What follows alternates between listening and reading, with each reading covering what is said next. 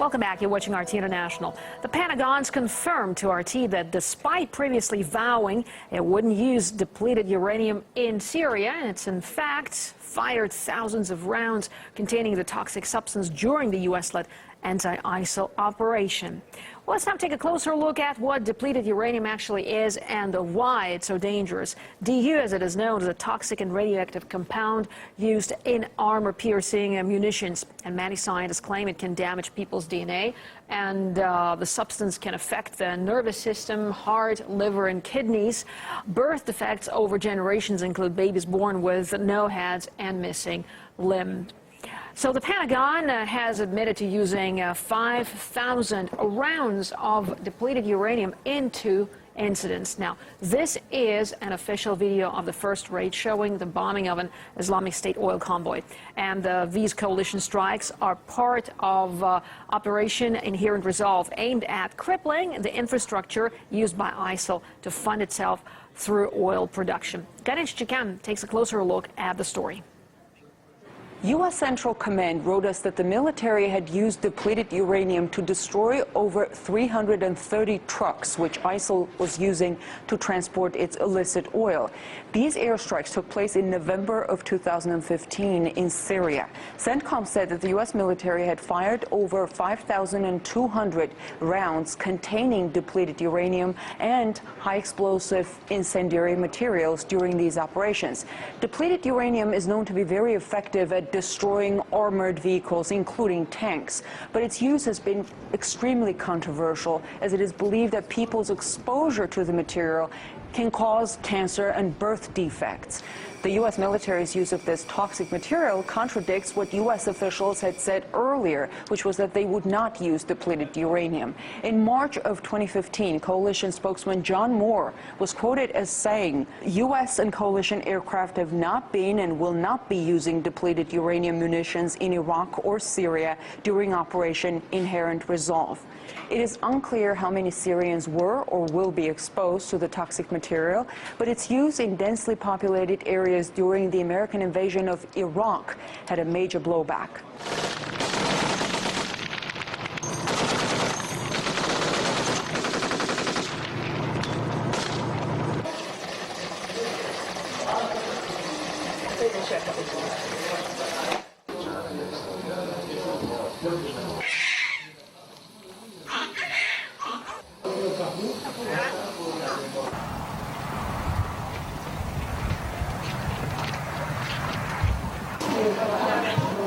It was partly because of the blowback from Iraq that officials gave assurances that the military would not use the material again.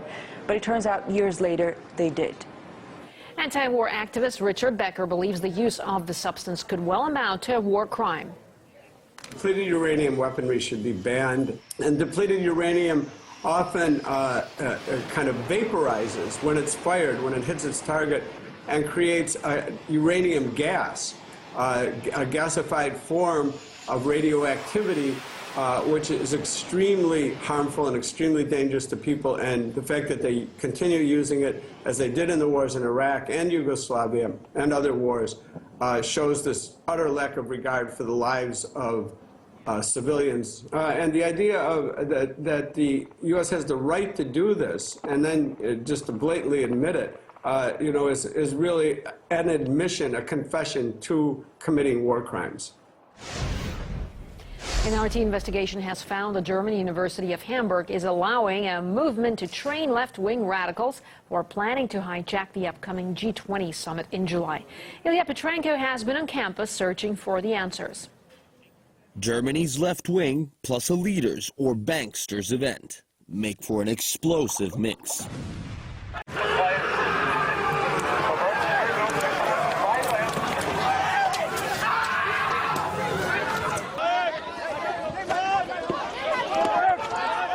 We're at the University of Hamburg, the biggest research and education institution in northern Germany. What does Hamburg's hub of science have to do with the chemical disaster that you saw? Now that's a question.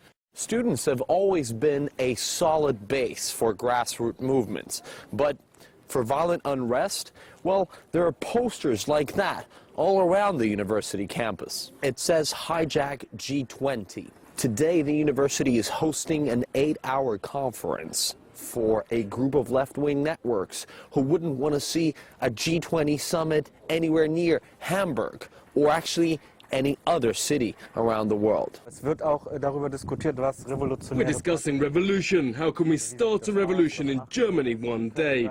And so Denise told me their next big move is a massive protest at the Hamburg G20 this July. They're getting ready for it inside the uni's walls. Revolution doesn't mean we need to take over the banks, although the time is ripe for that. But police defend the status quo, so obviously this always leads to confrontation, and we always have problems with them. But we can't show you how the protest plan is being put together. And you won't see any more faces of those young radicals fighting for the people's social and labor rights. They said no photo or video shooting inside, and sometimes outside. So don't film the group there. What I did see in the lecture hall with my camera off was a collage, a detailed map, and plenty of photos of how police operated in the city at a previous summit. Clearly the activists knew they're going to be in trouble with police as they fight for their cause. But did the university have any problem with what they were hosting? We're not available for interview or comment. Perhaps they were busy cleaning the walls in the bathroom.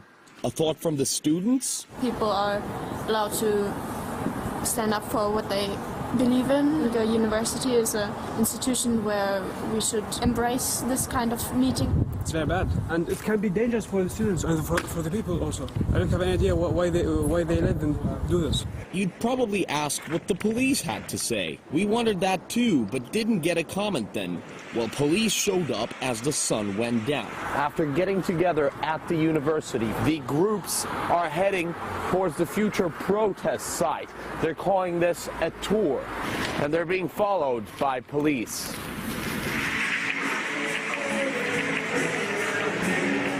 Yes, a tour detailing security's assumed positions and logistics. Der Park wurde natürlich kontrolliert, Sperren und Wanden und so weiter rum. Kameras unsere Rechte. Das ist aber aufgrund der Masse von Leuten, sowohl Demonstranten wie halt auch Polizei, irgendwann sich einfach gar nichts mehr bewegt. Verstärkter Stacheldraht.